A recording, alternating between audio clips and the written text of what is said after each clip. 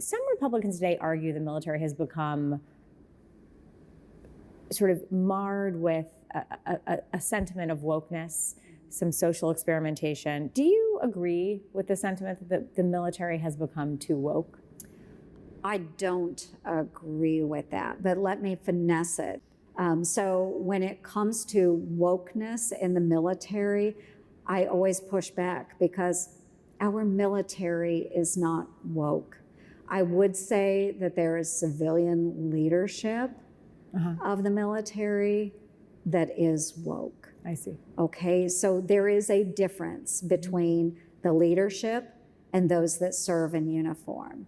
So the example of transgender people serving in our military, we have transgender people serving in our military. They will bleed red just as the rest of us. But I also take a stance that we should not be integrating transgender people into certain situations where it does make, if you have a female barracks and you have a transgender woman who has not transitioned, we shouldn't make the rest of the unit uncomfortable about that setting.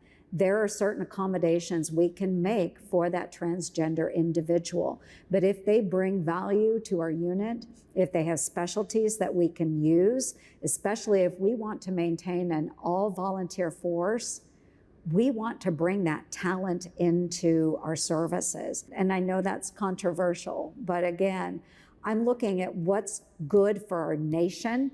And believe me, when we're facing a recruiting challenge right now, if people are physically willing and able to serve our country, we want them to do so.